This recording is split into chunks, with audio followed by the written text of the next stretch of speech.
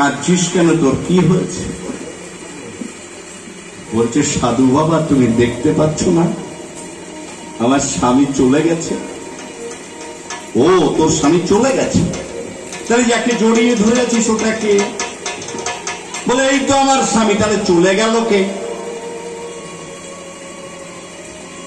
সাধু বলছে, মারে, যে মানুষটা তোর স্বামীর ভিতর থেকে চলে গেছে তাকে কোনোদিন দেখেছিস?